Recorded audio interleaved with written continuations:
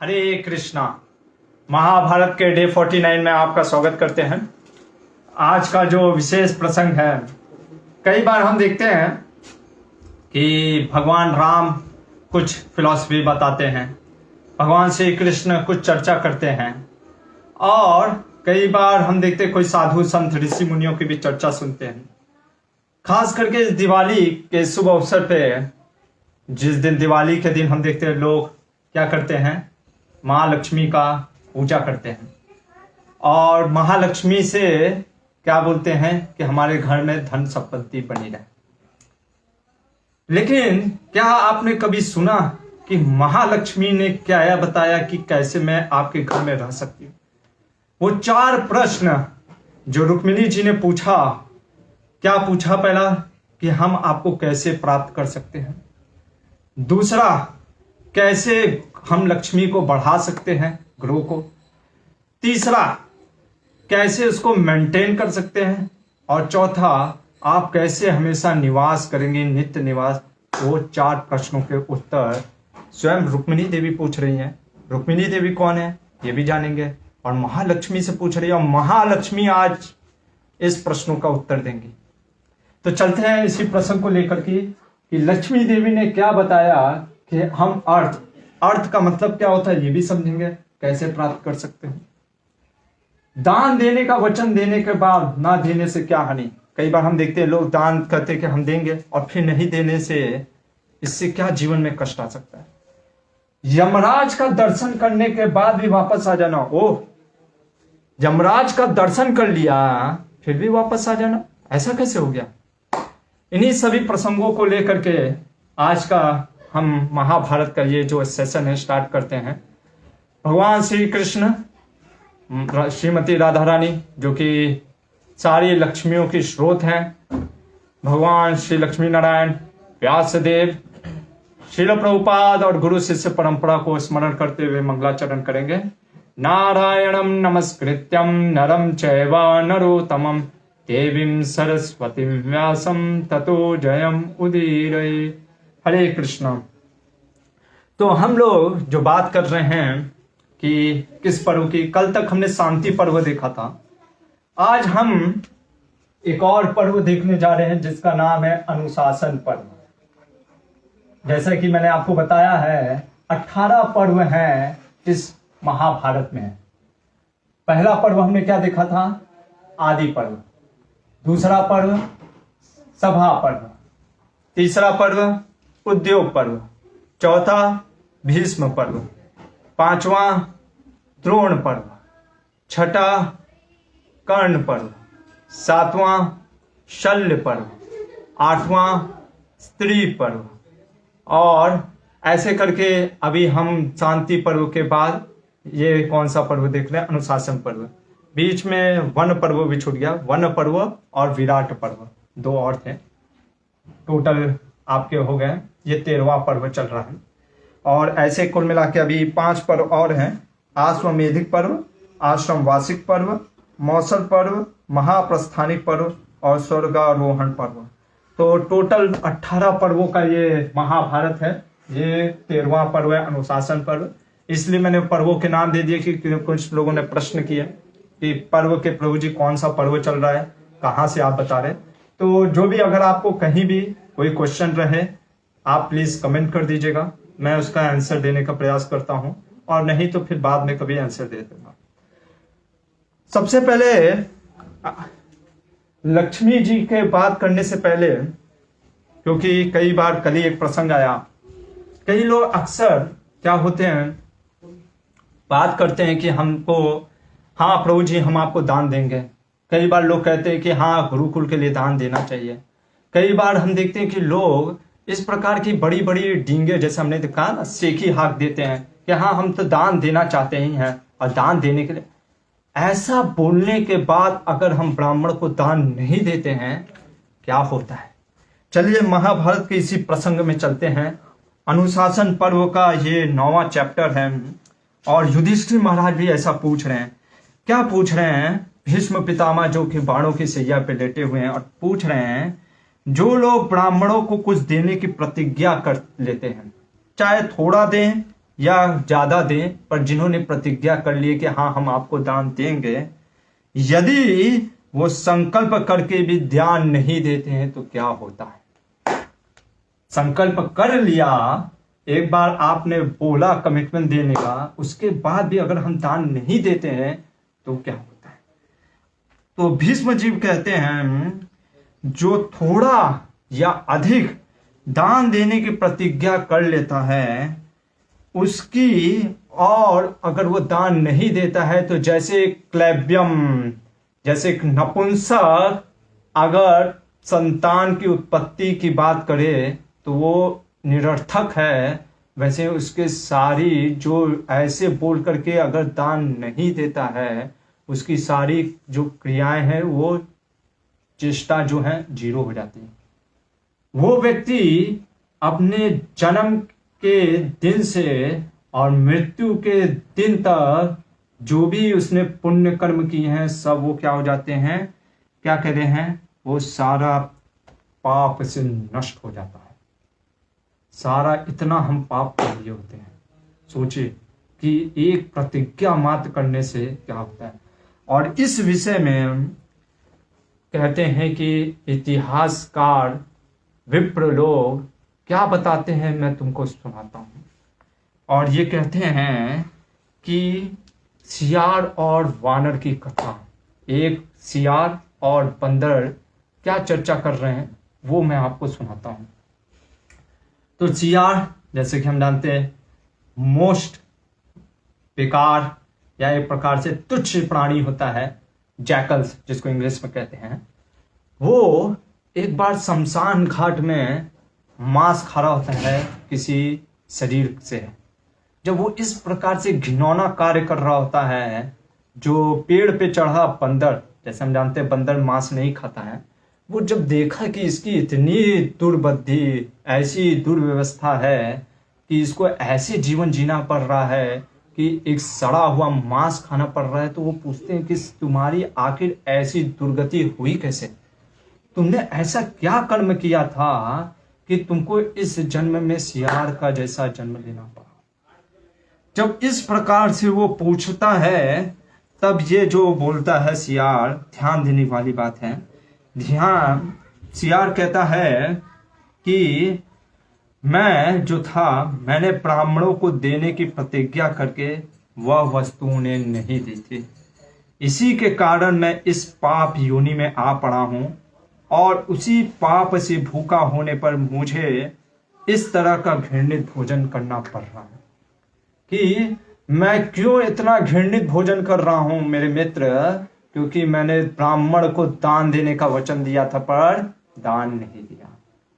तो फिर सियार भी पूछता है, अच्छा तुम वानर कैसे हो गए, तुम्हारा क्या कारण था कि तुम्हारा वानर होने का? ये कहते हैं कि मैंने ब्राह्मणों का सदा फल चुरा करके खाया। सोचो, सिर्फ फल चुरा कर खाया था, इसलिए मुझे पाप योनि में जाना पड़ा। कैसे? वानर के योनि मिला। और ये बता करके भीष्म पितामह कहते हैं, ये मैंने सिर्फ ब्राह्मणों से नहीं सुना, ये भगवान श्री कृष्ण ने अपने पुत्रों को भी बोला। क्या बोला?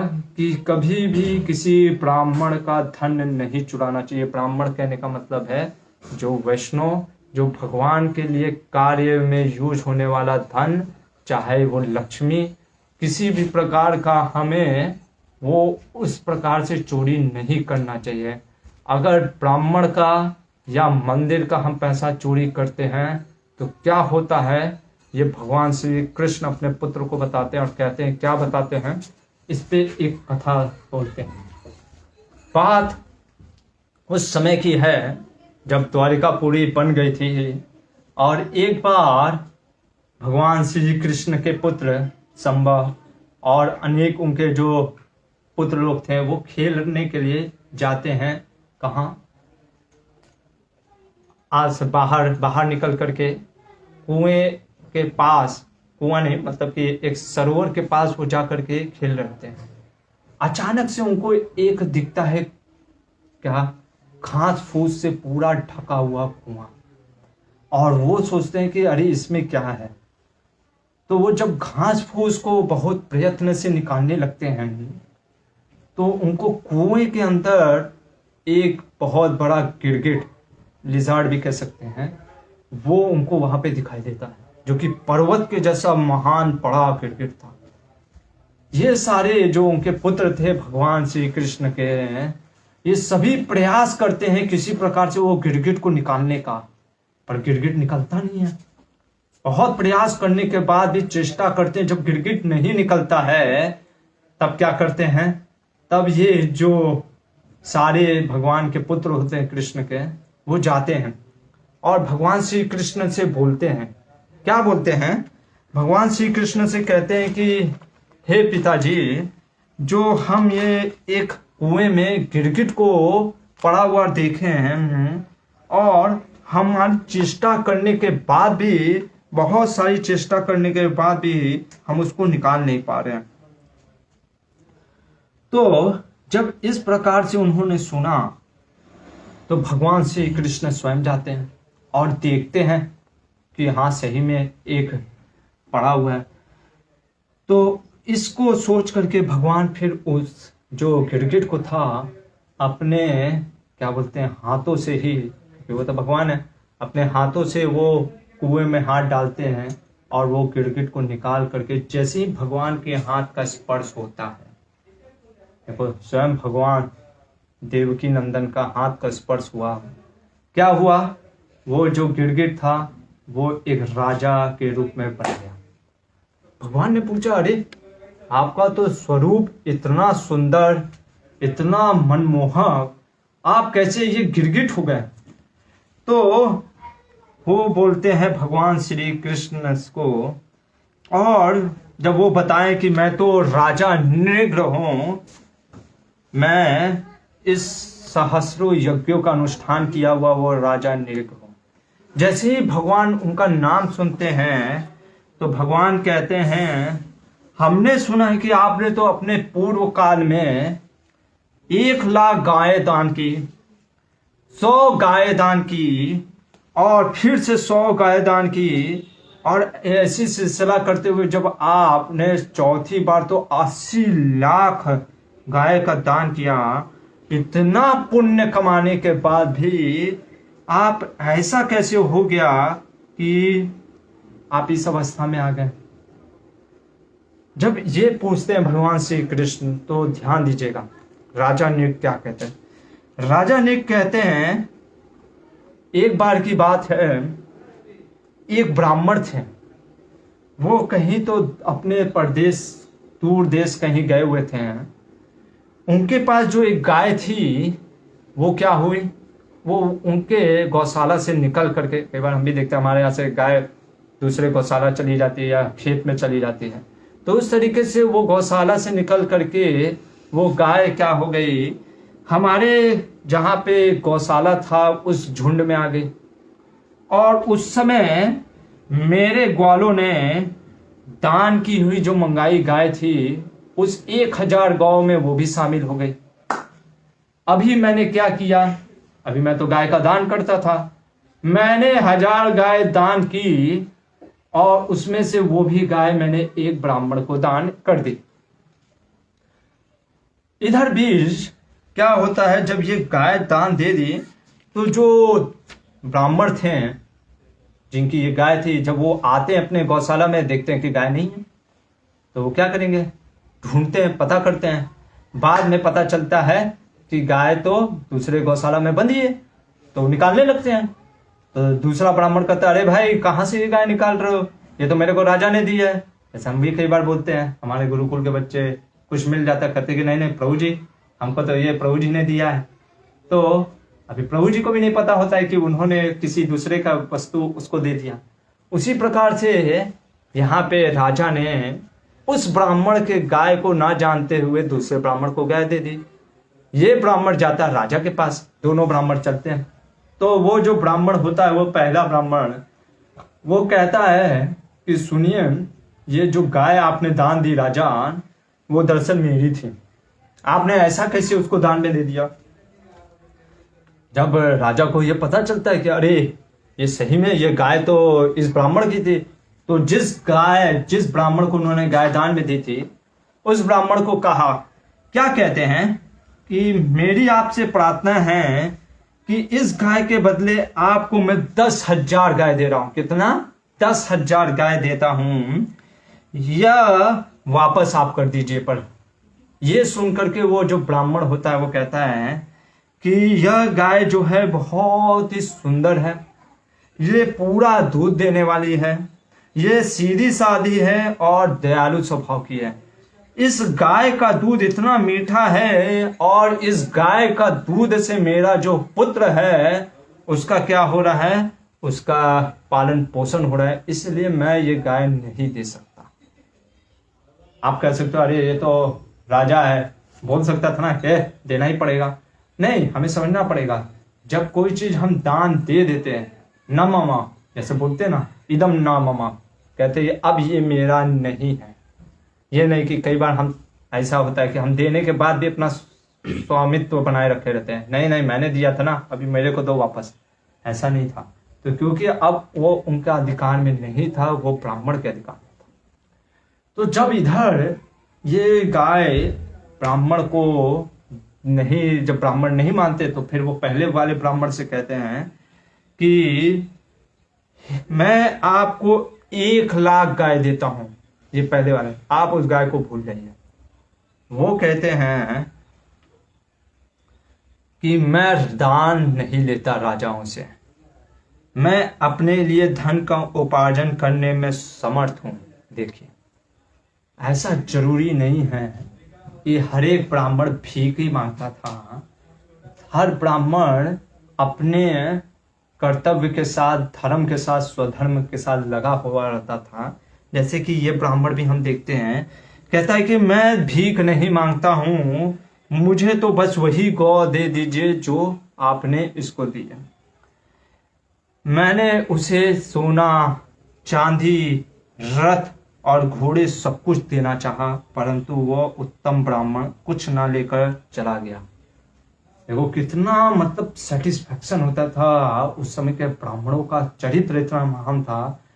तो ऐसे पात्र वाला ब्राह्मण जो कहा कि नहीं, मेरे को क्या नहीं चाहिए, रुपया पैसा नहीं चाहिए, मेरे को वही गाय चाहिए था, आप नहीं दे सके, वो चला जाता है वहां से। इसी बीच समय बीत जाता है और जब इनके प्राण निकल जाते हैं राजा के, तो वो पहुंचते हैं कहाँ? भगवान के पास, यमराज जी के पास। यमराज जी कहते हैं आपने इतने पुण्य कार्य किए हैं, इतने पुण्य कार्य किए हैं, इतना गौदान दिया है, उससे आपको स्वर्ग की प्राप्ति होगी, लेकिन आपने एक पाप किया है। पहला पाप, आपने जो प्रण लिया था, देखो राजा का प्रतिज्ञा भी उसका क्या होता है, एक तरीके से पुण्य होता है। उस प्रतिज्ञा को ना करना ये पाप है। अभी आज के युग में हम इतना झूठ बोलते हैं कि हमको लगेगा अरे प्रतिज्ञा ले लेने से क्या पाप, क्योंकि हम तो डेली 10 झूठ बोलते हैं ना। जो 10 दिन में, एक दिन में 10 झूठ बोलेगा, उसको सत्य की महिमा कैसे पता चलेगी। तो यमराज कह रहे थे आपने पहला प्रतिज्ञा लिया था क्या, कि मैं किसी भी प्रकार से प्रजा के धन की रक्षा करूंगा, पर उस ब्राह्मण की धन की रक्षा तो हुई नहीं। और दूसरा, भली भूल में आपने कुछ भी हो, पर आपने एक प्रकार से ब्राह्मण का अपहरण कर लिया। देखिए ये लॉ ऑफ कर्मा इतना मैकेनिस्टिक है। अभी कोई बच्चा कहे कि मैं गलती से उंगली डाल दिया किसमें, 440 वोल्ट के सॉकेट में, उसका हाथ जलेगा कि नहीं जलेगा? जलेगा ना। तो उसी तरीके से उसको करंट लगेगा। अब कोई सोचे नहीं नहीं नहीं, अरे वो बेचारा गलती से हाथ डाल दिया, कोई बात नहीं, गलती से डाला या जानबूझ के डाला, बड़ा डाला या छोटा डाला, जो भी डालेगा उसको करंट लगेगा ही लगेगा। तो इसलिए ये कहना है कि अरे नहीं नहीं नहीं, ये लॉ ऑफ कर्मा इतना मैकेनिस्टिक है, ये देखता नहीं है कि सामने वाला क्या है। आपने जानबूझ के किया या अनजाने में किया, उसका कर्मा का फल आपको लगेगा। और यहाँ पे हम देखते हैं, तो ये दो अपराध के कारण यमराज उनको कहते हैं कि आप या तो दुख भोगिए ये दो पाप का, और या पहले पूरे जो पुण्य है उनका स्वर्ग की प्राप्ति करिए। तो ये कहते हैं कि भाई मैं पहले दुखी भोग लेता हूं, और इस कारण से यमराज जी कहते हैं कि जब कई हजारों वर्ष तक आपको इस पृथ्वी पे गिरगिट बन के रहना पड़ेगा, लिजर्ड बन करके, जब भगवान वसुदेव, भगवान श्री कृष्ण का आपको दर्शन होगा, उनका स्पर्श होगा, आप इस पाप से मुक्त हो जाएंगे। और यही राजा नृग गिरगिट बन करके इस कुएं में 1000 वर्षों से थे, और जब भगवान श्री कृष्ण की उनके ऊपर दृष्टि पड़ी, कृपा हुई, वो जो नृग थे वो फिर से जो गिरगिट बन गए थे राजा बन जाते और वापस चले जाते हैं। तो यहाँ पे भगवान यही चीज को बताते हैं और अपने पुत्रों को समझाते हैं कि व्यक्ति को कभी भी ब्राह्मण का धन का अपहरण नहीं करना चाहिए, कभी भी चोरी नहीं करना चाहिए, मंदिर के पैसे का, किसी साधु का, या साधु को दिया हुआ वचन कि मैं आपको धन दूंगा, सुपात्र, ध्यान रखिएगा, सुपात्र ब्राह्मण की बात हो रही है, जो अच्छे विचार, जो अच्छे ब्राह्मण हैं, जो कि ब्राह्मण के नाम पे दारू सिगरेट नहीं पीते, उनकी बात नहीं हो रही है, जो सुविचार हैं। और कहते यदि सज्जन पुरुषों सत्पुरुषों संग करे तो उनका वह संग व्यर्थ नहीं जाता। अरे सज्जन, जैसे हमारे तुल्याम अपी की मात्र थोड़ा सा भी अगर कोई साधु संग करता है तो उस संग का प्रभाव का कभी जाता नहीं है, तो ये व्यर्थ कैसे हो सकता है। और इसीलिए कहते हैं श्रेष्ठ पुरुष के समागम के कारण राजा नृग को नरक से उद्धार हो गया। भगवान के क्या, उनका दर्शन प्राप्त करने से, उनका संग प्राप्त करने से उनका उद्धार हो गया। और यहाँ पे एक और चीज कहते हैं कि गौ का दान करने से जैसा उत्तम फल मिलता है, वैसा ही जितना गाय का हम दान करते हैं उतना ही फल मिलता है। उतना ही जब गाय का अपहरण कर लेते हैं, जब गाय का कत्ल करते हैं, जब गाय को मारते हैं, और ऐसा भयंकर जो पाप लगता है, वो उस व्यक्ति को जीवन भर वो कष्ट भोगना पड़ता है। तो ये भगवान श्री कृष्ण की जो लीला थी कि कैसे भगवान ने स्वयं बताया कि ब्राह्मणों के धन को चुराना नहीं चाहिए, और ब्राह्मणों के द्वारा दिए हुए वचन को कि दान दे करके भाग जाना या नहीं देना, ये कितना बड़ा पाप है। अब हम चलते हैं उस प्रसंग की ओर कि आखिर लक्ष्मी जी ने क्या बोला।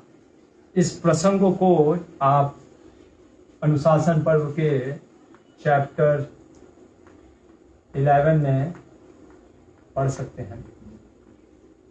हम देखते हैं भारत भूमि में, कम से कम भारतवर्ष में दिवाली का अभी जब आ रहा है, हर एक लोग श्रीमती लक्ष्मी जी का क्या करते हैं, पूजा करते हैं, ठीक है ना। हर कोई पूजा करता है और क्या बोलता है, धन दे ही, मेरे को धन मिले और मिलता ही रहे, किसी तरीके से धन बढ़ता रहे।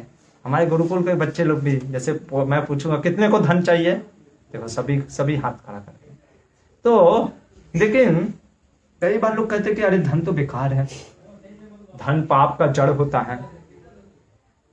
क्या धन जो है, प्रश्न उठता है, मीन है क्या, ये मीन है या मीनिंगफुल है, या मतलब मीन कहने का मतलब है कि ये बेकार है, इसका बस भोग करना। कंजूस, मीन मतलब एक होता है कंजूस, वो कंजूसी, पैसा बस अपना रखना चाहिए, या मीनिंगफुल है, समाज को उद्धार के लिए भी हो जाए। प्रश्न उठता है, अर्निंग क्या सिन है, पाप है क्या पैसा कमाना, है पाप है। तो फिर लोग क्यों कहते हैं साधु समाज कि पैसा नहीं, पैसा तो धन जो होता है वो पाप का वृत्ति माना गया है। अर्निंग क्या सिन है, ये भी देखेंगे। इसीलिए इस प्रसंग को पहले लेने से पहले हमें कुछ चीजों को समझना होगा, इसके बैकग्राउंड को, कि ये बैकग्राउंड है क्या चीज। अगर हम देखें, भगवान श्री कृष्ण का एक नाम है माधव। माधव कहने का अर्थ क्या होता है? जो लक्ष्मी के पति हैं, the husband of goddess of Fortune. ऐसा शिला प्रभुपाद जी ने भी अपने ट्रांसलेशन में लिखा है। अर्जुन का नाम क्या है? एक और धनंजय। क्या नाम है? धनंजय, जो कि डिस्ट्रीब्यूटर, धन को अर्जित करने वाला, धन को अर्जित करने वाला वो धनंजय। तो दो चीज हमको पहले समझना है कि जो व्यक्ति सिर्फ अपने लिए कमाता है या अपने लिए कार्य करता है, वो क्या होता है? वो होता है लोभी। और जो सिर्फ दान देने के लिए, सिर्फ देने के लिए और अपने बारे में नहीं सोचेगा, तो वो गायब हो जाएगा। ठीक है ना? तो दोनों चलना है, अपना भी करना है और समाज का भी कल्याण करना है। अभी समाज का कल्याण आप तभी कर सकते हो जब आपके पास पैसा होगा। ठीक है, जैसे हम देखते हैं कि गुरुकुल को भी चलाने के लिए लक्ष्मी चाहिए, बच्चों को प्रसाद, बच्चों के पुस्तक, बच्चों के कपड़े के लिए, सब चीज के लिए लक्ष्मी चाहिए। हर चीज के लिए हम देखते हैं कि धन की प्राप्ति होती है, हर चीज के लिए अर्थ की व्यवस्था की जरूरत होती है। अर्थ होता क्या है? अर्थ का मतलब क्या होता है, पहले ये समझते हैं। ये भी हमारा क्वेश्चन है। तो अर्थ का मतलब अगर हम देखें तो अर्थ का, अर्थव्यवस्था जो सुनते हैं, अर्थशास्त्र, जो कि चाणक्य पंडित ने आज से 2500 वर्ष पहले अर्थशास्त्र करके बताया है। तो अर्थ का कहने का मतलब होता है कि आपका हर चीज में फिजिकल प्रॉस्पेरिटी, हेल्थ का प्रॉस्पेरिटी और लैंड का प्रॉस्पेरिटी। क्योंकि मान लो आपके पास धन है पर रहने का घर नहीं है, तो कहाँ रहोगे? मान लो आपके पास पैसा है पर आपके पास हेल्थ नहीं है, जैसे कहते हैं ना, वेल्थ, हेल्थ इज ऑल्सो है वेल्थ। तो अर्थ का कहने का मतलब जब बोलते हैं अर्थ, तो अर्थ का मतलब होता है फिजिकल हेल्थ भी, आपका स्वास्थ्य भी, आपका धन भी, आपका रहने का वास भी, ये पूरा मिला करके अर्थ की बात की जाती है। सिर्फ धन को ही अर्थ नहीं समझना चाहिए। और उसमें बोलते हैं अर्थशास्त्र के पहले श्लोक में, धर्मस्य मूल सुखस्य मूलम धर्म। सुख का मूल क्या है? धर्म है। सुख का मूल क्या है? धर्म है। और धर्मस्य मूलम अर्थ, धर्म का अर्थ क्या? धर्म का मूल क्या है? अर्थ है। क्योंकि जब तक आप सस्टेबल नहीं हो, जैसे हमारे यहाँ कहते भी हैं, क्या कहावत है? भूखे पेट कैसे हो भजन गोपाला, पहले पेट पूजा बाद में देव पूजा। सुना है ना? तो क्यों ऐसा बोलते? क्योंकि आदमी स्टेबल नहीं है। अरे जिसको 2 रोटी खाने को नहीं है, उससे आप धर्म की बात करो, वो सुनेगा ही नहीं। सिंपल सा चीज है, जैसे अभी कोविड सिचुएशन में लोग बहुत ऑक्सीजन की बात कर रहे थे। उससे पहले हम कितना दिन भर सांस लेते हैं हमको खुद ही नहीं पता था। ठीक है ना? उस समय हमें महत्व पता चला, हाँ, सांस लेने का। क्यों? क्योंकि जब तक व्यक्ति, क्योंकि कई बार क्या चीज होता है ना, जो चीज हमें प्राप्त मिला होता है उस चीज पे ध्यान जाता ही नहीं है। तो जब व्यक्ति के पास किसी चीज का अभाव है, खाने का अभाव है, उससे आप कहिए धर्म की बातें, वो नहीं सुनेगा, उसका ध्यान जाएगा ही नहीं, उसकी गलती ही नहीं। वो दिन भर यही सोचता रहेगा कि खाना कहाँ से मिलेगा, खाना कहाँ से मिलेगा।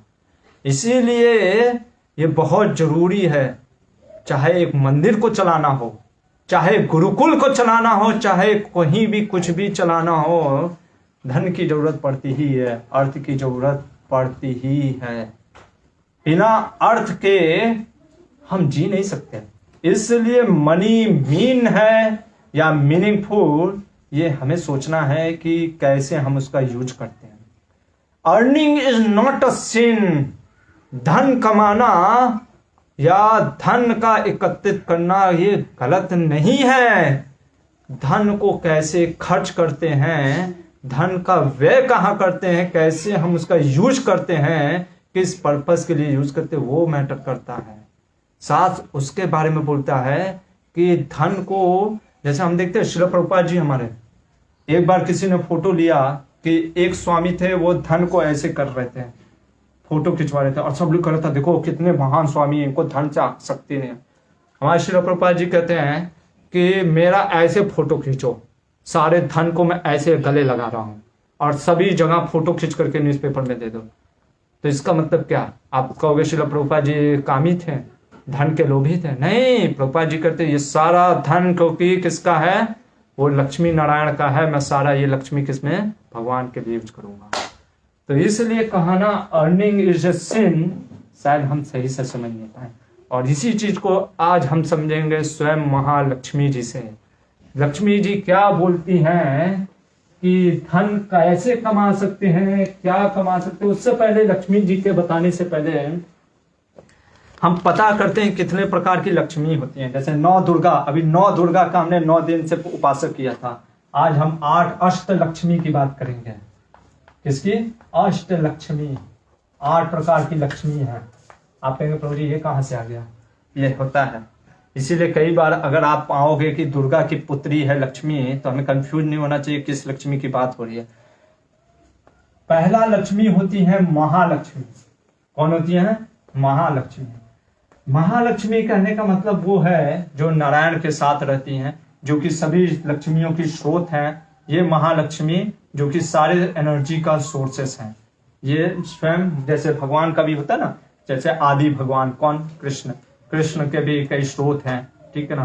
तो यहाँ पे हम बात कर रहे हैं महालक्ष्मी, और महालक्ष्मी हम श्रीमती राधा रानी को भी ले सकते हैं, लेकिन हम यहाँ पे वो लक्ष्मी की बात कर रहे हैं जो कि लक्ष्मी नारायण, जो कि नारायण के साथ रहती हैं। दूसरी लक्ष्मी होती हैं धन्य लक्ष्मी। धन्य लक्ष्मी तब कहने का मतलब है जो हमको धन देती हैं, पैसा, रुकड़ा, मनी जिसको बोलते हैं, धन्य लक्ष्मी। तीसरी लक्ष्मी होती है धान्य लक्ष्मी। देखो धान्य भी एक लक्ष्मी होता है, फूड ग्रेन, ठीक है ना।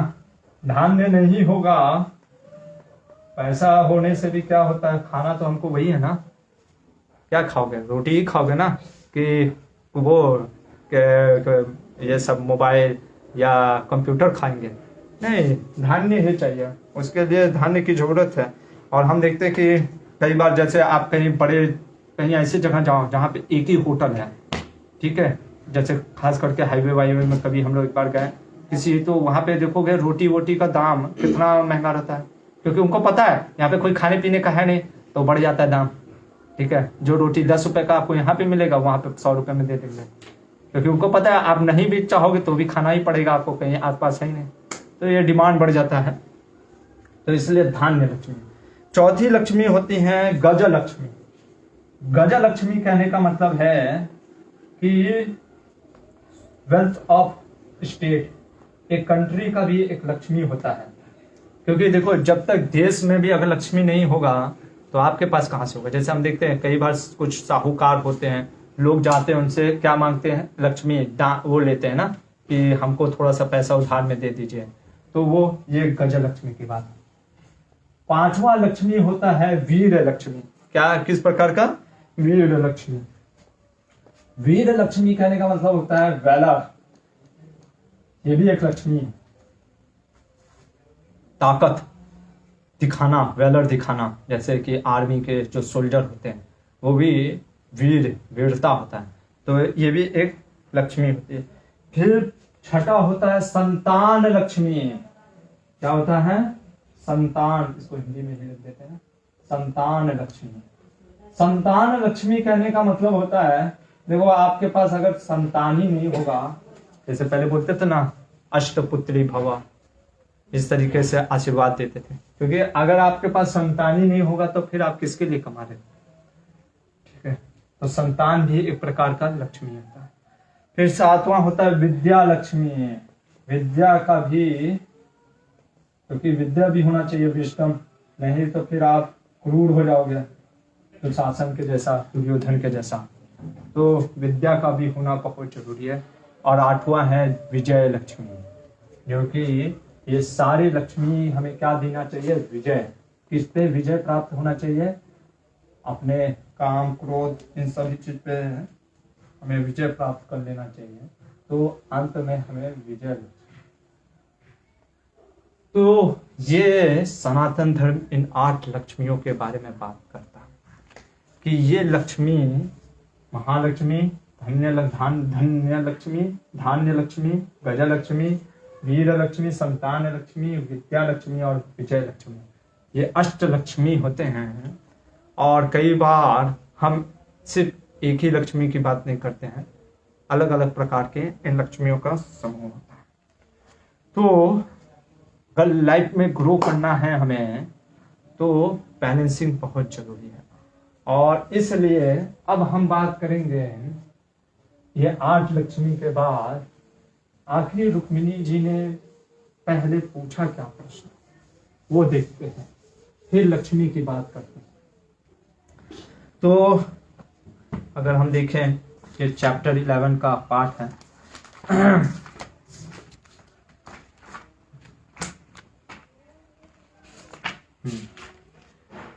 सबसे पहले युधिष्ठिर महाराज ने पूछा कि किस पुरुष में और किस तरह की स्त्रियों में लक्ष्मी निवास करती है, हे पितामह। तो भीष्म जी ने कहा, मैं तुमको एक उपाख्यान या एक कथा सुनाता हूं जो स्वयं श्री कृष्ण ने मुझे सुनाया। बात उस समय की है जब रुक्मिणी देवी, जो कि स्वयं में एक लक्ष्मी ही है, लक्ष्मी का स्वरूप ही है, पर इस भौतिक जगत में आई है कौन से? वो बेटी बनी हुई है अपने विदर्भ देश के राजा की पुत्री रुक्मिणी जी। इनका विवाह हो जाता है भगवान श्री कृष्ण से। भगवान श्री कृष्ण तो सभी नारायण के स्रोत है, आदि नारायण है, फिर भी जो ये लीला कर रहे हैं, इसलिए ये रुक्मिणी और भगवान श्री कृष्ण एक बार लक्ष्मी नारायण का। तो कई बार लोग कहते हैं अरे ऐसा कैसे हो सकता है? क्या होता है ना, हम टीवी में देखते हैं, हम देखते हैं कि नारायण से क्या आते हैं? कृष्ण आते हैं, ठीक है ना, या राम आते हैं। तो लोगों को क्या लगता है कि ओ यानी वैकुंठ का सीट खाली है, ठीक है ना, क्योंकि भगवान राम तो इधर आ गए, तो वहां पे कौन होगा फिर क्षीर सागर में? तो वहां पे सीट खाली है, चलो हम ही चले जाते हैं क्षीर सागर में, हम बैठ जाते हैं। जैसे यहाँ पे एक सीट खाली हो तो अभी कोई नहीं बैठ रहा तो हम बैठ जाते हैं। तो कई बार लोगों को ऐसा डाउट होता है कि भगवान एक ही है, या तो वो यहाँ पे रह सकते हैं या तो वहां पे रह सकते हैं, ठीक है। तो जो क्षीर सागर के जब भगवान इधर आ गए तो फिर वहां पे खाली है तो हम चले जाते हैं, ऐसा नहीं है।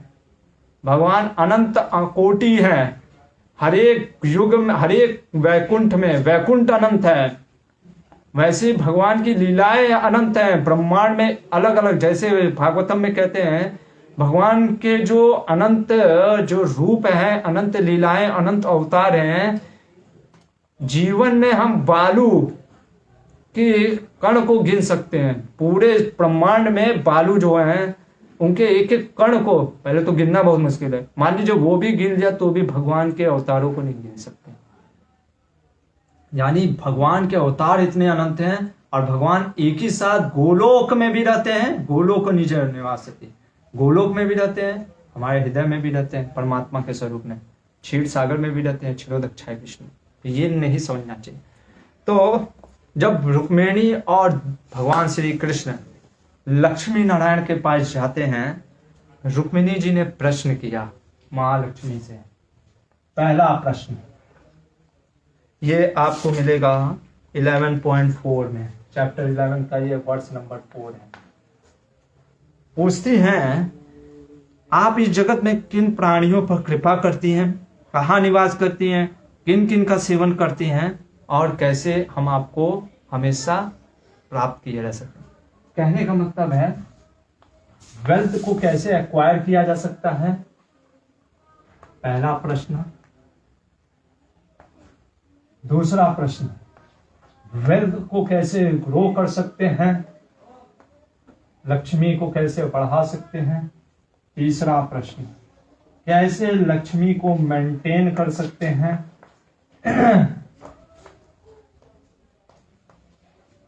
और चौथा प्रश्न, आप हमेशा कैसे निवास करेंगी, सस्टेन। यहां पे हमेशा कहने का मतलब है लेगेसी, कि भले आप नहीं रहो लेकिन आपका धन तो रहेगा। ये 4 चीज पे प्रश्न किया रुक्मिणी जी ने, और उन्होंने पूछा, और इस चीज को बताने के लिए महालक्ष्मी ने उत्तर देना आरंभ किया। वेल्थ कौन एक्वायर कर सकता है, पैसा कैसे आ सकता है। लोग कहते हैं ना पैसा कैसे आ सकता है, पैसा कैसे एक्वायर इन द सेंस अगर लिख सकते अर्न भी लिख सकते हैं, कैसे अर्न करें, कैसे कमाया जा सकता है, पैसा कैसे कमाएं। लक्ष्मी जी बोल रही हैं, क्या बोल रही हैं, पुरुष के बारे में बता रही हैं, किस पुरुष के द्वारा मैं प्राप्त हो सकती हूँ। ध्यान दीजिएगा, ये जो है वर्ड्स नंबर 6 है, इसीलिए मैं आपको लिख भी दे रहा हूं, इसका आंसर 6 में है। मैं ऐसे पुरुष को निवास करती हूं, लक्ष्मी जी बोल रही हैं। हम लोग हमेशा लक्ष्मी जी के पास जाते हैं कि हम लक्ष्मी जी को बोलते रहते हैं कि हमें कुछ दीजिए। आज पहली बार लक्ष्मी जी स्वयं बोल रही हैं कि मैं कहाँ रहती हूँ, तो हमें सुनना चाहिए। जो क्या है, पहला चीज जो कार्य कर्म परायण है। कर्म परायण का मतलब एक्टिव है। जो घोड़ा बेचकर सोएगा उसको लक्ष्मी कभी नहीं मिलेगा, समझे। जो ये सोचेगा कि अरे मैं तो ऐसे ही सब मिल जाएगा, उसको कभी जीवन में कोई चीज भी बिना प्रयत्न किए नहीं मिलता है। आदमी को एक्टिव होना चाहिए, पैसिव नहीं, एक्टिव। एक्टिव कहने का मतलब है कर्म परायण। दूसरा चीज फियरलेस, क्या लिखती है यहाँ पे, बोलते हैं निर्भीक होना चाहिए। ये इसी वर्ष का है, 6ठा वर्ष का आंसर, निर्भीक, फियरलेस। फियरलेस का अभी आज क्या लोग समझते हैं कि हम बंजिंग जंपिंग कर लें, ठीक है, या पैराग्लाइडिंग कर लें, या लोग क्या करते हैं पहाड़ से ऊपर से जा करके नीचे से कूदते हैं, ठीक है, और दिखाते हैं ये देखो हम कितना एडवेंचरस हैं, हम कितना फियरलेस हैं, ठीक है, या दारू पी करके रोड के सामने ऐसे नाचते रहें और कहें देखो हम कितना निर्भीक हैं। वो इस निर्भीकता की बात नहीं कर रही हैं, वो इस एडवेंचर की बात नहीं कर रही हैं। बात उस एडवेंचर की हो रही है, आप कहीं भी जाओ, जो मारवाड़ी, सिंधी, गुजराती, जैसे इंदौर में जब मैं था वहाँ पे बहुत ज़्यादा मारवाड़ी लोग हैं। आप उनसे पूछो वो कहाँ से आए। एक मैं खुद ही उनसे पूछ रहा था, एक बिजनेसमैन आए थे हमारे मंदिर में इंदौर में जब मैं था, उन्होंने मेरे को बताया, बहुत ये सत्य घटना मैं आपको शेयर करता हूँ। देखो हमारा क्या, किस चीज़ को बताया जा रहा है और कहाँ हम क्या सोचते हैं। उन्होंने बताया कि मैं जब 14 साल का था तब मैं इंदौर शहर आया था, 14 साल का, ठीक है। कहाँ से थे, कोई तो राजस्थान के किसी गांव से थे, जो कि मेरे को पता नहीं क्या नाम बताया था, मैं भूल भी गया। वो आए थे इस शहर में पैसा कमाने, पर जानते ही नहीं थे कुछ। 14 साल की उम्र में आए, उन्होंने सोचा देखो गांव में भी कुछ रखा रह नहीं गया, माता पिता कोई है नहीं, वहां पे भी कुछ है नहीं, यहाँ पे रह लेता हूँ, यहाँ पे रहूंगा, कुछ कमा लेता हूँ। और 14 साल की उम्र में से उन्होंने कार्य को प्रारंभ किया। अभी उनकी लगभग उम्र थी 55-60 वर्ष। आज कहते हैं मेरा बहुत बड़ा बिजनेस है, बहुत बड़ा एम्पायर है, ये सब चीज। और वो कहते हैं पर मेरा देखो कोई डिग्री नहीं था, बिजनेस किया उन्होंने। इनका एक पुत्र है, ठीक है, पुत्र है, ठीक है। कहाँ से पढ़ रहा है, इस समय वो पढ़ रहे थे, उस समय की बात है, 1 साल पहले की बात, वो बता रहे थे वो पढ़ चुका था, MBA करके आया था। कहाँ से जानते हो, कहाँ से? ऑक्सफोर्ड यूनिवर्सिटी से। अगर ऑक्सफोर्ड यूनिवर्सिटी आप जानते हो गए हैं, टॉप रैंक में यूनिवर्सिटी का नाम आता है, वहाँ से वो MBA की डिग्री लेके आया। उसके पिताजी कह रहे हैं कि बेटा तुम बिजनेस खुद से एक एंटरप्रेन्योर बनो, कुछ तो इंडिपेंडेंट, जैसे मैंने स्टार्ट किया वैसे तुम भी कुछ करो। वो कहता है नहीं नहीं नहीं नहीं, मैं नहीं कर पाऊंगा। और वो किसी कंपनी में क्या करता है, एज ए मैनेजर वो क्या है, जॉब कर रहा है। देखो एक पिता 14 साल का, कोई एमबीए का डिग्री नहीं है, मैं क्वेश्चन नहीं उठा रहा एमबीए डिग्री पे, मैं आपको बस बता रहा हूं। 14 साल का व्यक्ति, ठीक है, कोई एमबीए डिग्री नहीं, पर निर्भीक हैं, फियरलेस हैं, कंपनी स्टैब्लिश कर दी अपनी दम पे। ये पुत्र 10 लाख रुपया अगर महीने का खर्च करके एमबीए डिग्री प्राप्त किया और कह रहा है कि हम क्या बोलते हैं, जॉब करेंगे, ठीक है। और हम बंजिंग जंपिंग कूदते हैं और हम सोचते हैं कि हम एडवेंचरस हैं, हम तो फियरलेस हैं।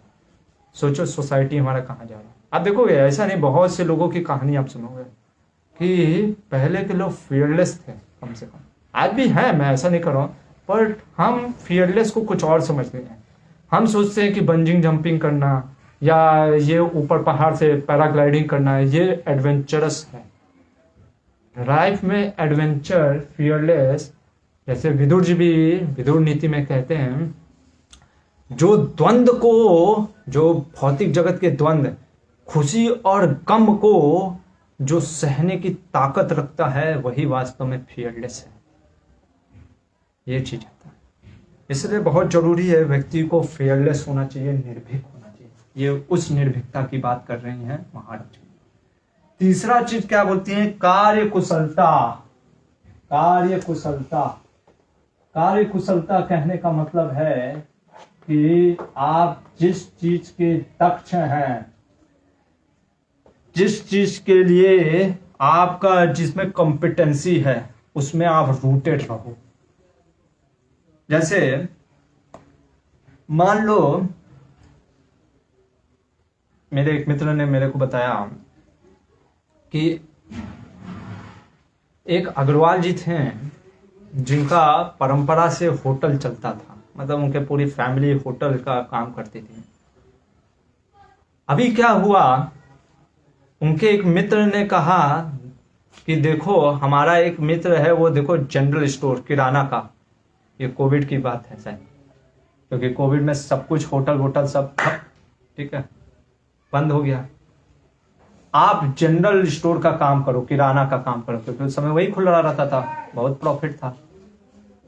जब उनके इस मित्र ने उनको ईर्ष्या से भड़का करके बोला कि होटल का दुकान छोड़िए, आप क्या करिए, किराने का दुकान खोलिए, जनरल स्टोर, बहुत फायदा है इसमें। इन्होंने बंद किया होटल और किराने का दुकान स्टार्ट कर दिया। चूंकि इनको किराना जनरल स्टोर का इतना नॉलेज नहीं था, क्या हुआ, इनका दुकान चला नहीं जितना कि होटल में चल रहा था। इसलिए महालक्ष्मी जी क्या कर रही है, कार्य कुशलता। जिस चीज में आप कॉम्पिटेंट हैं, जिस चीज में आप सक्षम हैं, वो कार्य करिए। सिर्फ कॉम्पिटिटिव भावना को रख करके, मार्केट आज ये चल रहा है इसलिए मत करो। जैसे कि आज का फार्मर हम देखते हैं, वो मार्केट के अनुसार देखता है कि आलू का क्या भाव है इसलिए आलू लगाता है, प्याज का क्या भाव है इसलिए वो प्याज को, अच्छा प्याज का भाव ज्यादा है, प्याज उगा देता है। लेकिन पहले का जो किसान होता था वो ये देखता था कि अभी वेदर क्या है, उसको इतना समझ रहता था, वो देख करके समझा देता था कि बारिश का मौसम है या बारिश का मौसम नहीं है। वो उसको इतना कला होता था, वो समझ जाता था कि हाँ अभी बारिश होगा। आजकल तो कभी भी बारिश हो जा रहा है, फिर भी उसको समझ में आ जाता, और उसके अनुसार वो रोपण, वो क्या करता था, धन और धान्य का लगाता था। पर चूंकि, और फिर देखो जब हम उस साइंस से हट जाते हैं और जब हमारा बवाला दिवाला निकलता है, हम कहते हैं भगवान ये मेरे साथ तूने क्या किया, ये तूने क्या किया, हम भगवान पे दोष लगाते हैं। भगवान कहते हैं अरे सब साइंस दिया था, काहे यूज नहीं कर रहे हो अपना दिमाग, तुमको दिमाग दिया है, कैसे बिजनेस करना है, कैसे क्या करना है, सब कुछ दिया है हमारे शास्त्रों में, फिर हम क्यों छोड़ देते हैं। और फिर हम सारा चीज सोचते हैं भगवान करे, एक्टिव नहीं रहते हैं, कर्म पर हैं। तो ये 3 चीजें जब व्यक्ति में होती नहीं है तो क्या होता है, वहां पे वो व्यक्ति अर्न नहीं कर सकता। पहला क्वेश्चन का आंसर। ये अर्न करना है तो एक्टिव बनो, फियरलेस हो, और जिस चीज में आप कंपिटेंट हो, रूटेड रहो, कार्य कुशलता। इसके बाद कि पूछती है कि जीवन में फिर ग्रो कैसे करें वेल्थ को, और यहां पे आप सुन करके हैरान हो जाओगे। आंसर क्या दे रही हैं, जो अपने लिए कुछ नहीं चाहता, इसका आपको वर्ष मिलेगा, ये 9वां, ये जो है सेकंड का आंसर 9th वर्ष में 11.9 में। जो अपने लिए कुछ नहीं चाहता, जो थोड़े में संतोष कर लेता है, ऐसे मनुष्यों में मैं निवास नहीं करती, ग्रो नहीं करता। यानी ग्रो का सबसे बड़ा प्रॉब्लम क्या है? सेटिस्फैक्शन। क्या है? सेटिस्फैक्शन, जो संतोष करता है। ये क्या बोल रहे हैं प्रभु जी? ये मैं नहीं बोल रहा हूं, ये मां लक्ष्मी बोल रहे हैं। आप तो कहते हैं संतोषम परम सुखम। हाँ, संतोषम परम सुखम है, लेकिन संतोष कहाँ होना चाहिए? अंदर होना चाहिए। ध्यान से समझने का प्रयास करिएगा क्या बोलना चाह रही है महालक्ष्मी जी, नहीं तो आप उल्टा समझ लोगे। संतोषम परम सुखम है, इसीलिए हमारे यहाँ कॉन्सेप्ट क्या होता है? राजा का राज ऋषि। राज ऋषि का मतलब होता है बाहर से राजा, अंदर से ऋषि। यानी इंटरनल सेटिस्फैक्शन होना चाहिए, एक्सटर्नली ग्रो करने की चाहत होना चाहिए। जो व्यक्ति ग्रो नहीं करता है, जो जिसमें देखो, ये ग्रो भी हमारा कोई कैसा ग्रो होना चाहिए? धार्मिक ग्रो, मतलब धर्म का चर्चा करते हुए। जैसे आपको याद होगा, मैंने वन पर्व में आपको बताया था कि सौनक ऋषि जब युधिष्ठिर महाराज से मिलने आते हैं, युधिष्ठिर महाराज ने पूछा कि मैं इतने ब्राह्मणों को कैसे भोजन कराऊंगा, तो सौनक ऋषि उनको क्या बोलते हैं कि देखो राजा युधिष्ठिर, ये जो धन है ना, ये बहुत मेहनत से प्राप्त करना पड़ता है, इसमें बहुत दोष है, और चूंकि बहुत कष्ट है, इसलिए कष्टी हटा दो, धन की इच्छाई मत करो, कष्टी ही नहीं रहेगा। वहां पे सुनना चाहिए। युधिष्ठिर महाराज ने बोला कि मैं लोभी नहीं हूं ऋषिवर, आपने जो बात कहा सत्य है, मैं लोभी नहीं हूं, और मैं लोभ के लिए धन नहीं कमाना चाहता। मैं धन किसके लिए कमाना चाहता हूं? क्योंकि मैं गृहस्थ हूं, मैं राजा हूं। राजा का मतलब प्रजा की सेवा करना।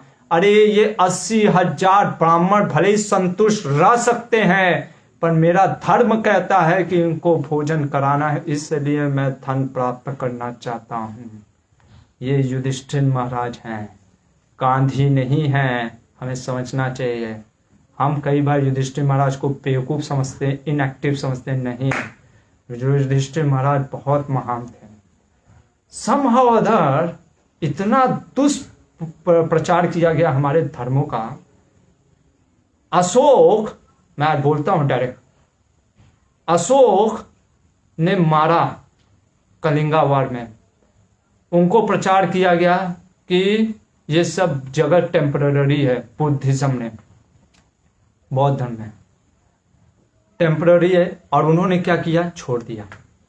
क्या किया? छोड़ दिया। उनको देख करके जो भी राजा वहां पे होने लग गए हैं, वो क्या हुए? वो भी कहें कि अरे जब ये भौतिक जगत टेम्पररी है, जब ये जगत ही टेम्पररी है, क्यों इस चीज के लिए भागना? क्यों? तो फिर आपको क्या लगता है कृष्णा मूर्ख हैं? एक युधिष्ठिर को स्थापना करने के लिए मूर्ख हैं कि 1 अरब 66 करोड़ लोगों को मरवा दिया? तो यानी कृष्णा मूर्ख है? फिर यही होता है ना। अगर अशोक महान थे तो फिर युधिष्ठिर और कृष्णा तो मूर्ख हैं। हाँ, युधिष्ठिर महाराज को भी यहां पे डिस्पोंडेंट हो रहा है, उनको भी दुख हो रहा है, लेकिन भीष्म क्या बोलते हैं? देखो, भीष्म कह रहे हैं, समझा रहे हैं क्या? कि नहीं, राज्य करना है। क्यों? क्योंकि ये हम भले ही नित्य नहीं है, हमारा इस भौतिक जगत में नित्यता नहीं है, लेकिन ये जगत भी नित्य है। कैसे नित्य है? बार बार क्रिएशन होता है, बार बार डिस्ट्रक्शन होता है। टेम्पररी है पर इटर्नल है। जाकर के आप पढ़िएगा, श्रील प्रभुपाद जी ने गीता में बोला है 5 चीजें जो सिखाया गीता में, उसमें 4 चीज नित्य है, इटर्नल। ईश्वर नित्य है, जीव नित्य है, काल नित्य है, और प्रकृति, ये जो भौतिक जगत है वो भी नित्य है। टेम्पररी है पर नित्य है, सिर्फ कर्म अनित्य है। तो भले हम नहीं रहेंगे, राजा नहीं रहेगा, पर राज्य तो रहेगा। इसलिए अगर राजा ये सोचे कि मैं भी बैठ जाता हूं, इतना मृत्यु हो रहा है कि अरे जब ये जगत ही टेम्पररी है, तो आप राजा मत रहो, पर आप इस चीज का प्रचार नहीं कर सकते कि राज्य ही नहीं रहना चाहिए। ये एक प्रकार का स्वार्थ है कि जो ये सोचता है कि अरे ये जो जगत है वो अनित्य है, इसलिए मैं कुछ नहीं करूंगा। क्या करना, जो मना रहे खाओ पियो। नहीं, आप अनित्य हो, आप इस जगत में नित्य नहीं रहने वाले हो। ये जगत में आपका नित्यता नहीं है, पर ये जगत है। अब भगवान बार बार आते हैं, कहते मैं उसी धर्म की स्थापना करने के लिए। एक दिन के अगर धर्म से राज्य चले तो भी भगवान कहते वो लेना चाहिए। ये चीज है हमारा सनातन धर्म। इसलिए यहाँ पे जो राज ऋषि की बात की जा रही है, सेटिस्फैक्शन, यहाँ पे कहा जा रहा है कि व्यक्ति को सेटिस्फाई इंटरनली होना चाहिए, एक्सटर्नली ग्रो होना चाहिए। क्योंकि आप तभी कंट्रीब्यूट कर पाओगे जब आपके पास कैपेसिटी होगा। आप तभी दान दे पाओगे जब आपके पास धन होगा, दान देने की क्षमता होगी। अरे दान देने की क्षमता ही नहीं है तो हम दान किसको देंगे, कैसे देंगे? इसलिए जो व्यक्ति ये कहता है कि अरे संतोष रहो, संतोष होना चाहिए, संतोष होना चाहिए, इंटरनल होना चाहिए, अपने आप में संतोष करना चाहिए, पर ग्रो करते रहना चाहिए, ताकि समाज के उत्थान के लिए। एक राजा संतोष करता है इंटरनली, हाँ वो संतोष इंटरनल रहता है, लेकिन एक्सटर्नली ग्रो करता है। इसीलिए अच्छा होना ही सिर्फ आप अच्छे हैं इसलिए समाज में अच्छा नहीं होगा। अच्छे होने के बाद भी आपको अच्छा कार्य करना पड़ेगा, उसके लिए इंटेलिजेंस और लॉजिक होना पड़ेगा, लॉजिकल। सिर्फ आप ये सोचो मैं अच्छा हूं इसलिए समाज अच्छा हो जाएगा, नहीं, आपको कार्य करना पड़ेगा। इसीलिए धर्म क्या होता है? धर्म का मतलब होता है, योग का मतलब होता है धर्म प्लस क्रिया। के धर्मात्मा होते क्रियान्वित होना चाहिए। इसलिए महालक्ष्मी ने बोला एक्टिव। जो व्यक्ति सिर्फ संतोष, ये इसीलिए लोग बहुत से यूथ प्रश्न करते हैं कि हमारा जो भारत देश इतना अगर ऋषि मुनियों का था तो आज अमेरिका इतना ग्रो कैसे कर रहा है? हम मिसअंडरस्टैंडिंग कर लेते हैं उस चीज को, क्योंकि हम लोग को ये दुष्प्रचार हो गया समहाउ अदर। ये शून्यवाद, जिसको श्रील प्रभुपाद जी मायावाद कहते थे, ये शून्यवाद मायावाद कि क्या, हाँ ये तो जगत अनित्य है, जब अनित्य है तो सब कुछ छोड़ दो, संतोष करो, हर चीज में संतोष करो, हर चीज में संतोष करो, संतोष करो अंदर, अपने जीवन में संतोष करना चाहिए। हमारे अंदर इंटरनल सेटिस्फैक्शन होना चाहिए, पर एक्सटर्नली ग्रो करना चाहिए समाज के व्यवहार के लिए, समाज के उत्थान के लिए। और अगर हम भी ऐसे सोचने लगे कि अरे नहीं संतोष करना चाहिए, संतोष करना चाहिए, अगर हम संतोष करेंगे, संतोष है, लेकिन गुरु को अभी हम जैसे एक रोटी खा करके भी संतोष कर सकते हैं, या कभी दिन मान लीजिए कुछ खाने को नहीं मिला तो संतोष कर सकते हैं। लेकिन एक लीडर ऐसे नहीं बोल सकते, या गुरुकुल आप चला रहे हैं तो बच्चों को नहीं बोल सकते संतोष करो बेटा, खाओ मत, जाने दो, नहीं। आप नेतृत्व कर रहे हैं, आप लीडरशिप के पोजीशन पे है, आपका धर्म बनता है आपके सबऑर्डिनेट का ध्यान रखना। हम उस समय ये नहीं कह सकते कि संतोष करो बेटा, जल पी करके रख जाओ, वो आप अपने लिए कर सकते हैं, लेकिन आप जब लीडरशिप के पोजीशन पे है तो आप अपने सबऑर्डिनेट के साथ नहीं कर सकते।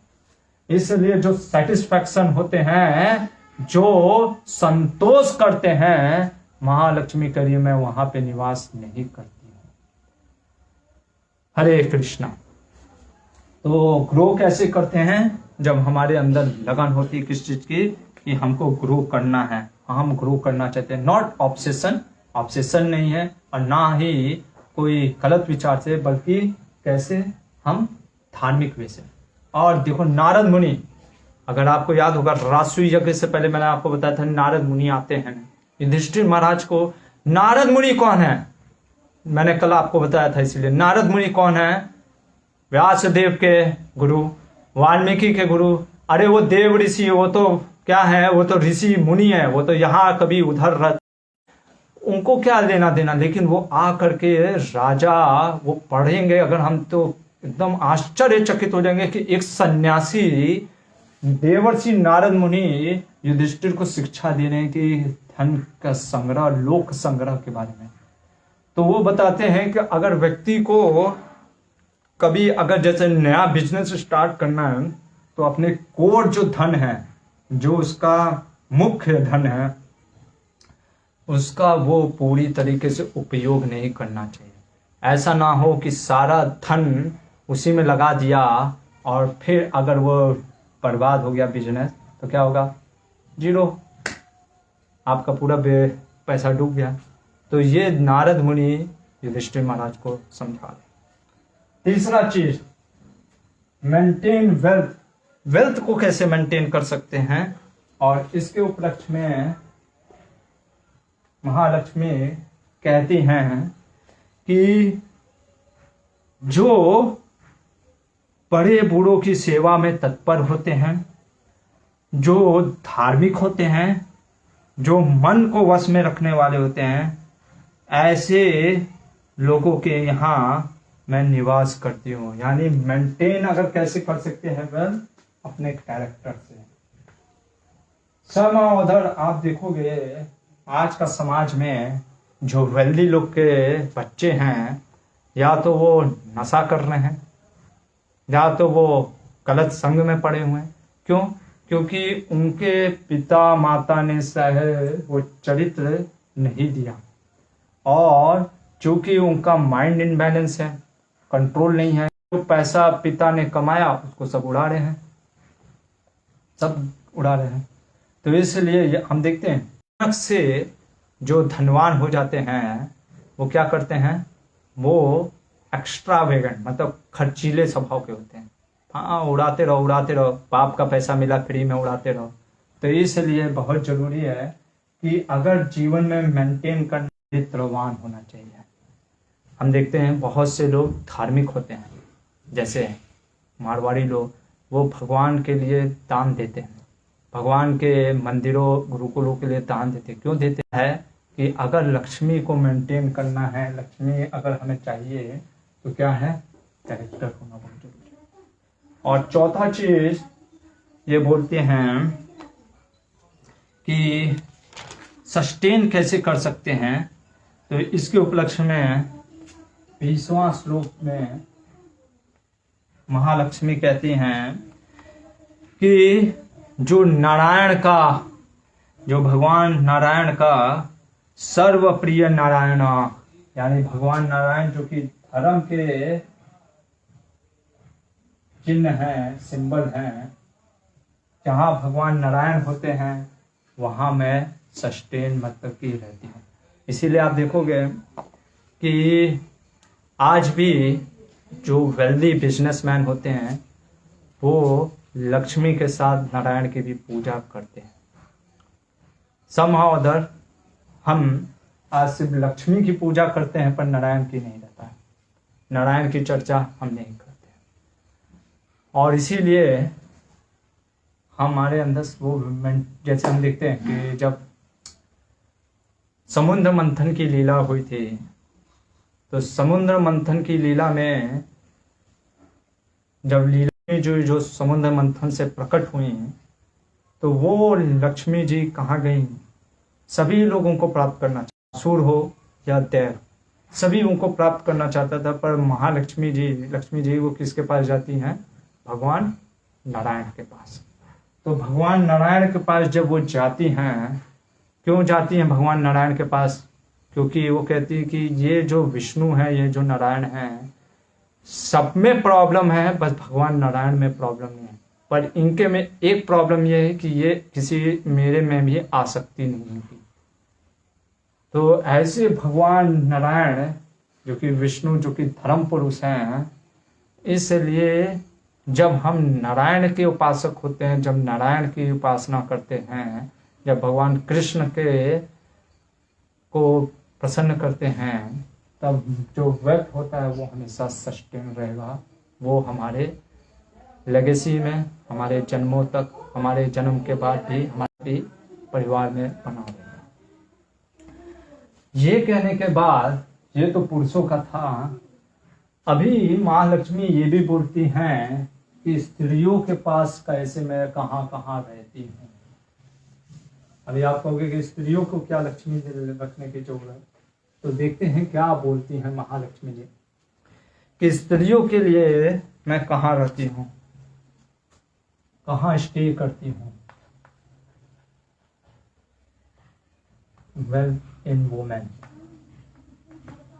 स्त्रियों के पास, किन स्त्रियों के यहाँ मैं वेल्थ रहता है।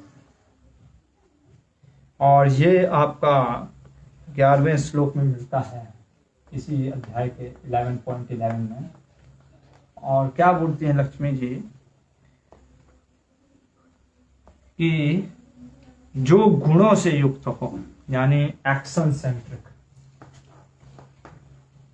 देखो ये भी एक्शन सेंट्रिक, जो कहती हैं कि गुणों से युक्त, जो एक्शन सेंट्रिक होती हैं स्त्रियां, जो इंगेज होती हैं देवताओं और ब्राह्मणों की सेवा के लिए, और जो गायों की भी सेवा करती हैं, ऐसे स्त्रियों के पास मैं होती हूँ। कहाँ स्टे करती हूँ? किस स्त्रियों के पास?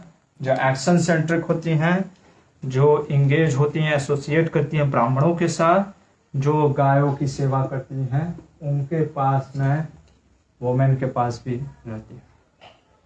और कहती हैं कहाँ मैं नहीं रहती हूँ, तो कहती हैं कि जहाँ ऑर्डरलीनेस नहीं होता है। ये देखो इसी 12th वर्ष में, जहाँ ऑर्डर, लक्ष्मी कहाँ स्टे नहीं करती है, टू नॉट स्टे,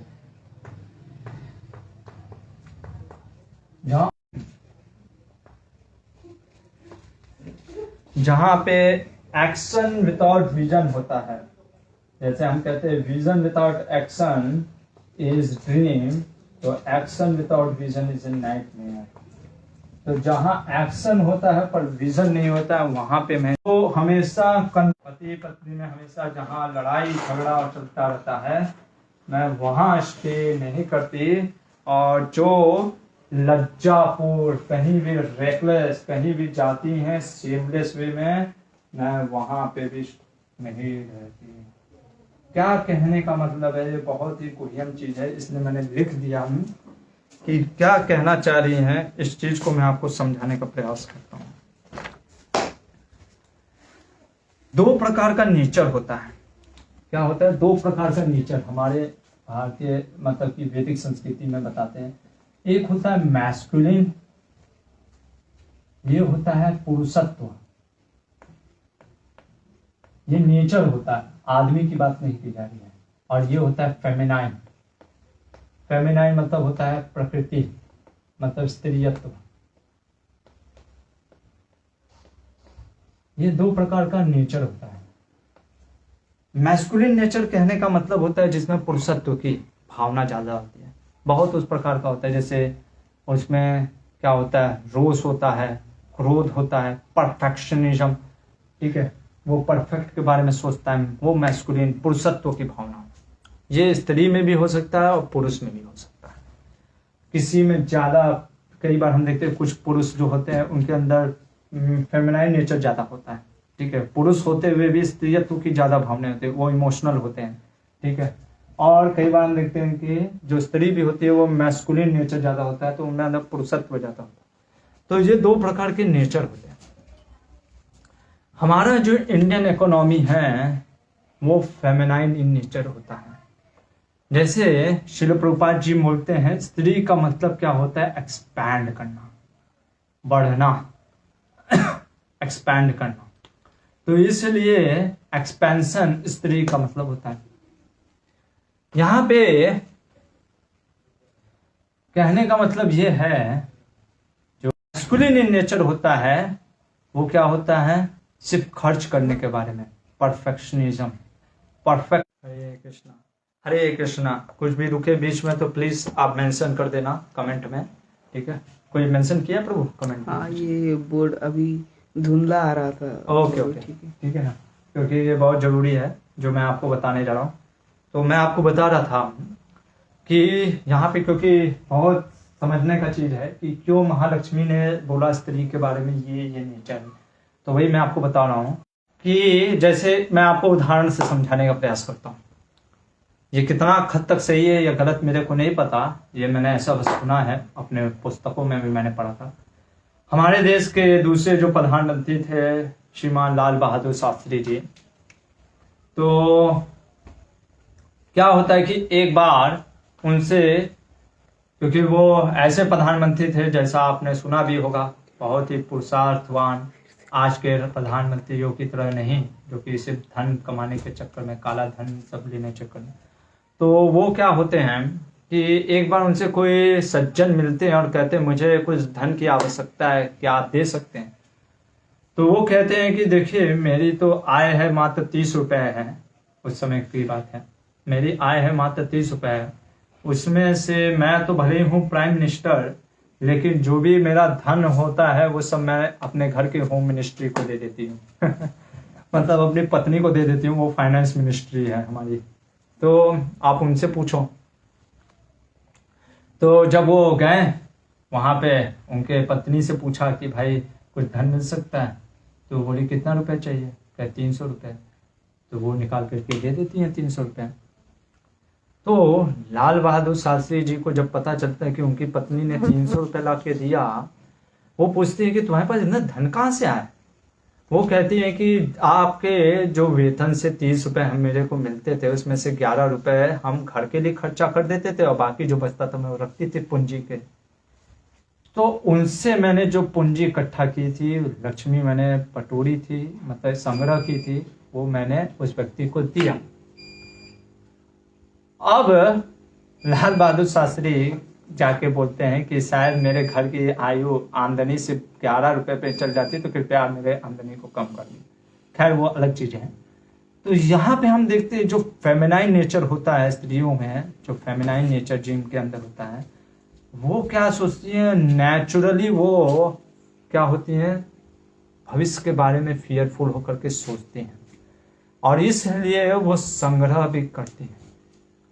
तो यहाँ पे जो लक्ष्मी जी बोल रही हैं ये क्वालिटी की, यहाँ पे मैं स्टे करती हूँ, यहाँ पे नहीं स्टे करती हूँ, तो यहाँ पे वो उसी चीज के बारे में बता रही हैं कि जिस स्त्री के अंदर ये स्वभाव होता है और ये स्वभाव नहीं होता है, जो फेमिनाइन इन नेचर में होती हैं, उनकी मैं चर्चा कर रही हूँ कि ऐसे जगह पे मैं निवास करती हूँ।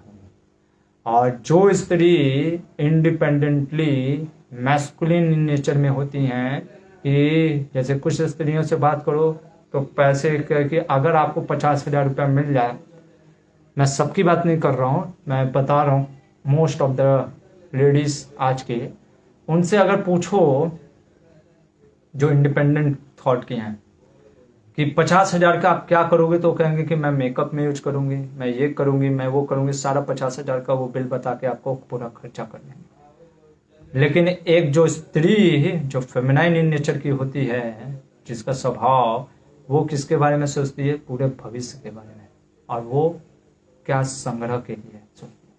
तो ऐसी स्त्रियों के ऊपर महालक्ष्मी जी चर्चा कर रही हैं, उस फेमिनाइन इन नेचर की बात कर रही हैं कि जब स्त्रियां इस प्रकार से फ्यूचर के बारे में सोचती हैं तो क्या होता है कि उस प्रकार से हम धन के संग्रह के।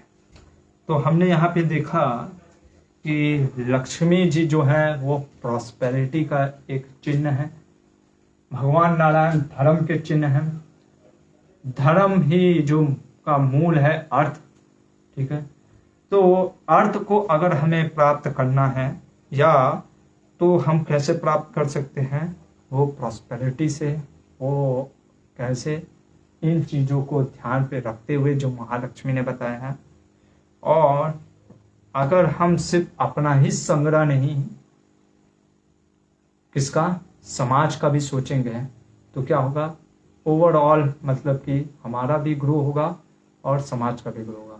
लेकिन समाज का ग्रो करने के लिए हमें, हमारे पास पहले कैपेसिटी होना चाहिए, अर्थ होना चाहिए। जैसे बहुत सारे बोलते हैं प्रभु जी आप लोग क्यों गुरुकुल नहीं खोलते, बहुत जगह हम लोग खोल रहे हैं, लेकिन गुरुकुल खोलने के लिए मैन पावर, मनी पावर या रिसोर्सेज की भी जरूरत पड़ती है। क्योंकि भले ही हम लोग पूजा पाठ करें, लेकिन पूजा पाठ करने के लिए भी धन और लक्ष्मी की जरूरत पड़ती है। इसलिए बहुत जरूरी है हम अपने समाज में, जैसे हम हमारे गुरुकुल के माध्यम से हम बच्चों को क्या सिखाने का प्रयास करते हैं, एम्पावरमेंट, एम्पावर करना, ना कि उनको डिपेंडेंट बनाना। एम्पावर करने का मतलब है कि ऐसे पालकों को, ऐसे बच्चों को निकालो जो कि रिस्पॉन्सिबल हो, एम्पावर्ड हो।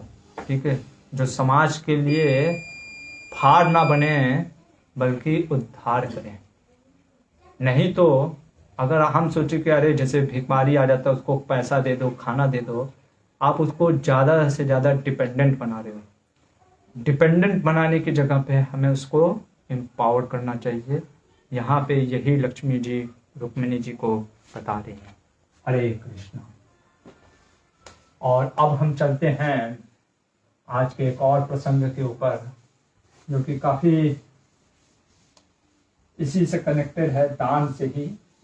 क्योंकि जैसे हमने बात किया यहाँ पे धर्म का बारे में कि मेंटेन करना है वेल्थ, तो धर्म की होना है, चैरिटी देना है, तो उसी वेल्थ में एक दान की बात होती है। बहुत से दान होते हैं, भूमि दान, धन्य का दान और गौ का भी दान। तो क्योंकि जैसे मैंने शुरुआत में हमने प्रसंग लिया था गौदान से, तो आज हम एक गौदान की ही कथा सुनाते हैं आपको कि गौदान की महत्व के बारे में। और इसमें इस गौदान के महत्व से हम ये समझेंगे कि कैसे, कितना महान है ये गाय का दान करना। तो ये प्रसंग आता है 71 चैप्टर में है। ये महाभारत का 71 चैप्टर है, चैप्टर नंबर 71। और बात करते हैं आज की क्या महत्व है इसका। तो ये कहानी ऐसे है कि एक समय उद्याल ऋषि के पुत्र होते हैं नचिकेत।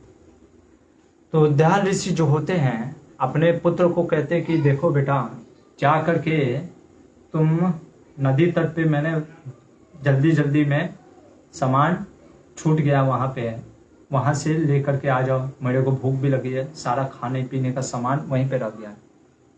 ये जाता है, इनका पुत्र जो होता है उनका नाम होता है नचिकेत।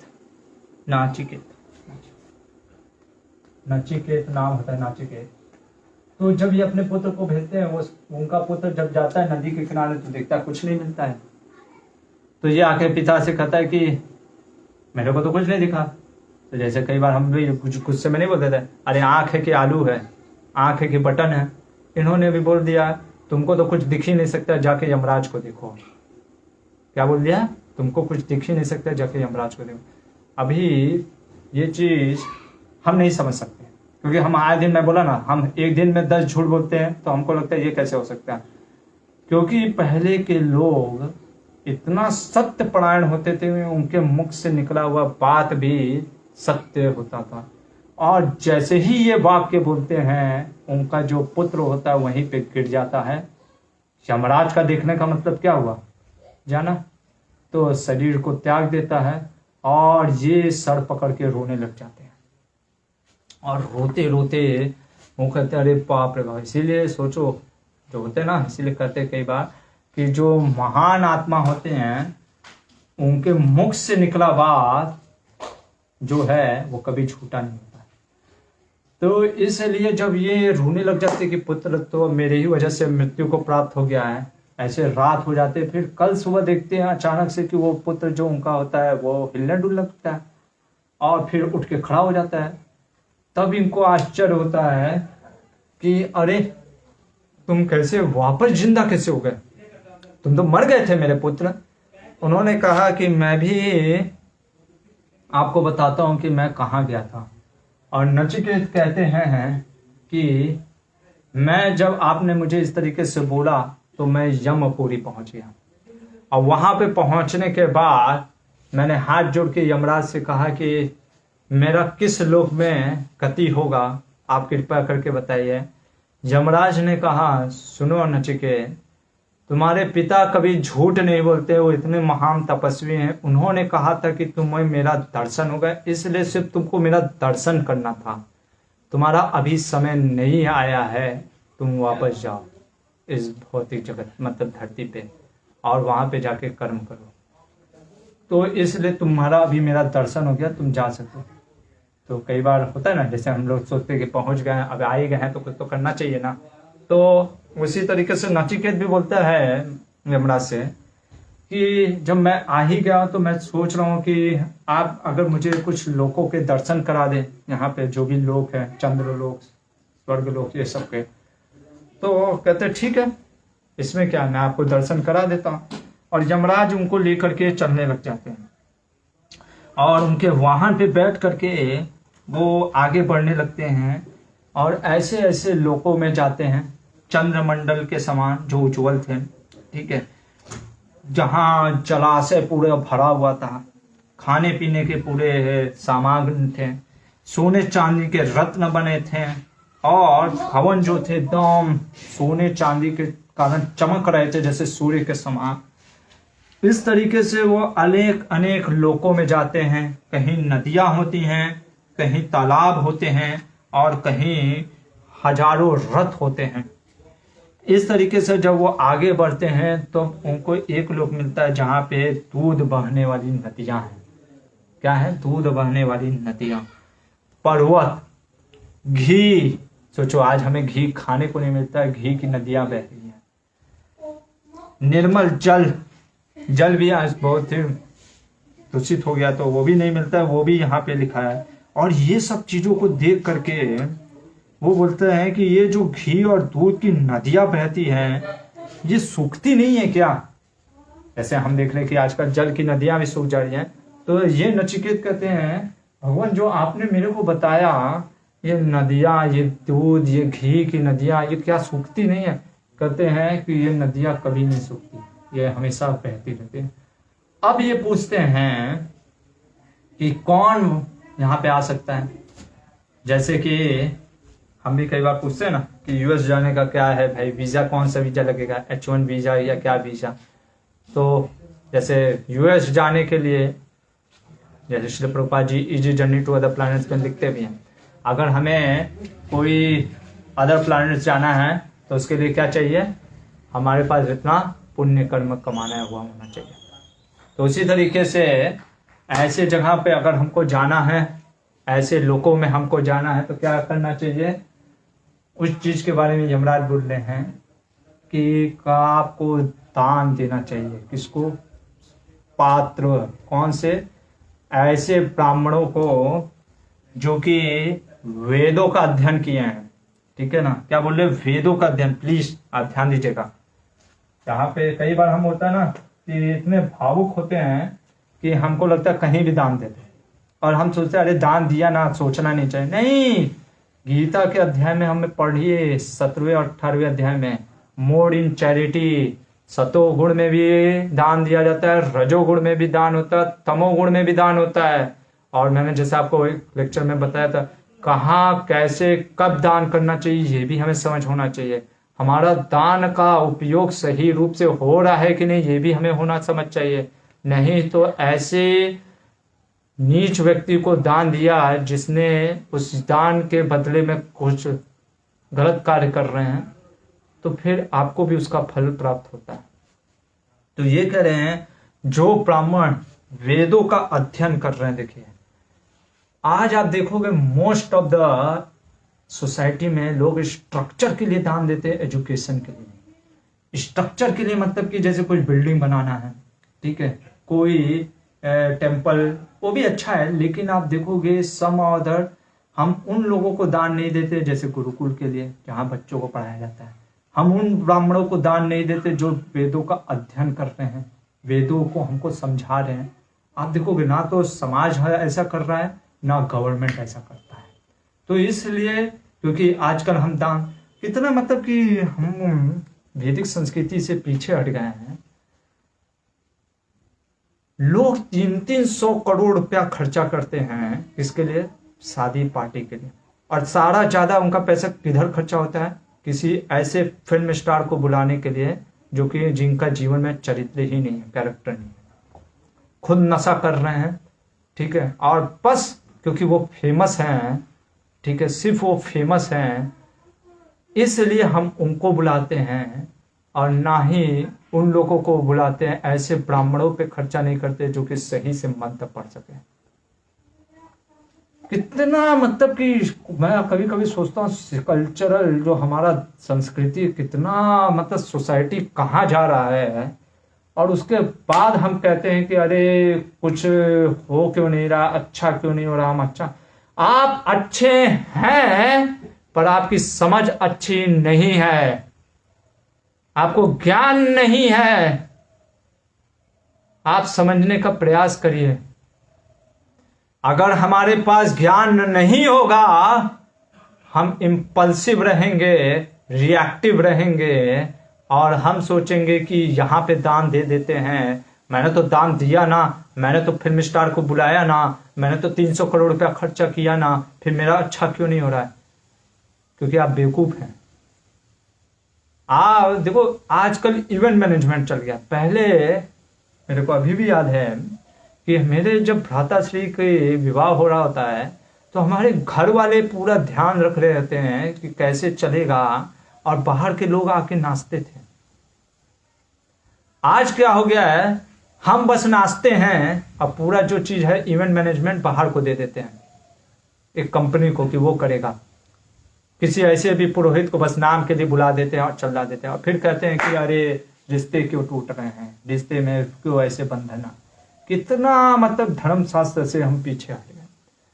तो जब आप वेदों को पढ़ने वाले ब्राह्मणों का ख्याल नहीं रखोगे, फिर लोग भी क्या सोचते हैं, जब हमारा इसमें कोई भरण पोषण है ही नहीं, क्या पढ़ने की जरूरत है, छोड़ो, हटाओ, वो भी छोड़ दिए। हर को किसको बनना है, सबको क्रिकेटर बनना है, सचिन तेंदुलकर, हर को एक्टर बनना है, हर को फिल्म स्टार बनना है, हर को स्पोर्ट्स पर्सन बनना है। क्यों? क्योंकि उनकी भी क्या प्रॉब्लम है, बच्चे ये देख रहे हैं कि आज उन्हीं का फेमस है, कथा बस उन्हीं का चलता है, वो जो बोलते हैं वही सही हम मानते हैं। धर्मशास्त्र को जब मानते ही नहीं है तो फिर धर्मशास्त्र को पढ़ते क्यों है? लोगों से बताओ भला ये लिखा है महाभारत में, नहीं, पीके मूवी में ये बताया गया था, ओ माय गॉड में ये बताया गया था, हमारे इन्होंने ऐसे बोला है, कन्यादान है, कन्या मान है। हम लोग कहते हैं वाह क्या थॉट्स है। तो फिर लोग भी सोचते हैं जब लोगों को मानना ही नहीं है तो क्यों पढ़े। वो गधे कुछ भी बोलते हैं, बड़बड़ बड़बड़ करते हैं, हम गधों की तरह सुनते भी रहते हैं। 1-1.5 साल पहले की बात है, शायद पिछले ही साल, किसी ने एक कमेंट मारा, एक, अगर आपको भी पता होगा, मैं बोलता हूं, डायरेक्ट बोलता हूं, कमेंट मारा कि हमारे जो साधु संत हैं वो कुछ तो काम वासना काम शास्त्र पे किसी कॉमेडियन ने कमेंट किया, और हम बेवकूफ की तरह, हम लोग बेवकूफ की तरह 80% जनता है जो कि धर्म, जो कि सनातन धार्मिक है, वो सुन के हंस रहे हैं। हमारे ऋषि मुनियों पे लोग क्वेश्चन उठा देते हैं, हम हंसते रहते हैं। हम कुछ करते नहीं हैं। समहाउ अदर कुछ लोग उठे और उन्होंने फाइल किया केसेस को, तो उन लोगों ने माफी मांगा और हम लोग को इस्कॉन के लोगों को फिर कहा गया था कि आप सिर्फ सेटिस्फाइड मत रहिए माफी से, उनको कड़ा से कड़ा दंड दिए। लेकिन कड़ा से कड़ा दंड देने के लिए भी देखो लक्ष्मी की जरूरत पड़ेगी ना, लीगल लड़ने के लिए। जैसे अभी इस्कॉन बांग्लादेश में हमला हुआ, तो ऐसे अटैक को रोकने के लिए आपको लीगल फिजिकल वैलर, देखो आया ना, वीर लक्ष्मी चाहिए लड़ने के लिए, लक्ष्मी चाहिए आपको अगर उनसे लड़ना भी है क्या चीज के लिए, लीगल। लेकिन हम क्या हो गए हैं, हम इतना नपुंसक हो गए, क्लैब्यम। इसीलिए भगवान बोलते हैं अर्जुन को क्लैब्यम, इतना कठोर शब्द नपुंसकता। ये हिंजड़ावादी है, नपुंसकता है कहना कि भगवान सब कुछ करेंगे। हमारे भगवान नौकर हैं, हम सोचते हैं भगवान सब कुछ करेंगे, भगवान करेंगे ना, भगवान करेंगे। हम क्या करेंगे, हम बस खाएंगे और स्टूल पास करेंगे, हम बस इसी के लिए आए हैं। नहीं, हमको भगवान ने शास्त्र दिया, आचार्य दिए, सब कुछ दे दिया, फिर भी अगर हम नहीं पढ़ते हैं, नहीं सुनते हैं और सोचते हैं कि सब भगवान करेंगे, कोई तो आएगा बाहुबली जीवन में, हम डिपेंडेंट होते जा रहे हैं, एम्पावर नहीं हो रहे हैं। इसलिए यहाँ पे देखिए कितना सुंदर वचन बोल रहे हैं कि वेदों का स्वाध्याय करने वालों को, हरे कृष्णा, तपस्वियों को, अनुष्ठान में लगे हुए लोगों को गौ का दान सर्वोत्तम दान कहा गया है। मतलब दान करना चाहिए। गाय क्या होती है, समृद्धि होती है। जैसे मैंने आपको बताया था जो गजदान, समाज का, एक देश का धन कैसे बढ़ता है, कैटल से। कैटल कहने का मतलब है जैसे गाय हो गए, बकरी हो गए, भैंस हो गए, ऐसे प्रकार के जो कैटल्स होते हैं उनसे। तो ये समृद्धि का एक विकास होता है, एक समृद्धि की पहचान होती है गाय। पर आज हम नहीं, स्लॉटर होता है और कोई अगर खड़ा होता है तो लोग कहते हैं देखो सेकुलर हो गया। ठीक है, कुत्ते के लिए हम 1000 रुपया खर्चा करते हैं, उसका ब्यूटी पार्लर खोल देते हैं। ठीक है, और जैसे ही गाय की बात की जाती है लोग कहते हैं सेकुलर हो गए, और हम भी सुनने लगते हैं सेकुलर हो गए। क्यों? क्योंकि हमको कौन बोल रहे हैं, वो फेमस लोग बोल रहे हैं, हम भी मान लेते हैं। मतलब हम कितना नीचे जा गए हैं, चले गए हैं। हमको ये सोचना चाहिए, हमको सोचना चाहिए कि हम कभी उन लोगों से नहीं पूछते हैं कि भाई आप कहाँ से बोल रहे हैं। वो कहते हैं कि ये हमारा इनोवेशन है। इनोवेशन, क्रिएशन, क्रिएटिविटी, इनोवेटिव पे हम बात चर्चा, अच्छा है, क्रिएटिव होना चाहिए, लेकिन आपका स्पीच में विजडम भी तो होना चाहिए। उनके बात में विजडम है ही नहीं। जैसे कल मैंने आपको बताया फ्रीडम की बात करते हैं, इक्वालिटी की बात, तो मैंने आपको कल बताया 300 व्यक्ति अगर एक जहाज में हैं, उनसे जाके पूछिएगा, जो बहुत इक्वालिटी जस्टिस की बात करते हैं, उनसे पूछिएगा 300 व्यक्ति अगर जहाज में है, 100 लाइफ जैकेट है, आपको 100 को ही आप बचा सकते हो, 300 को नहीं बचा सकते। कहां गया आपका इक्वालिटी? और सब 300 एक ही जैसे हैं। अब या तो आप 300 को मार डालिए इक्वालिटी के नाम पे, आए थे सब, मरेंगे सब, और या तो फिर आप ये सोचिए कि वहां पे इक्वालिटी नहीं लग सकता। तो ये जो बातें हैं ये सुनने में बहुत अच्छा लगता है, पर इसका लाइफ में, रियल वर्ल्ड में प्रैक्टिकलिटी कुछ नहीं होता। और हम कहते हैं शास्त्र प्रैक्टिकल नहीं है। क्यों? हमने कभी सुना नहीं।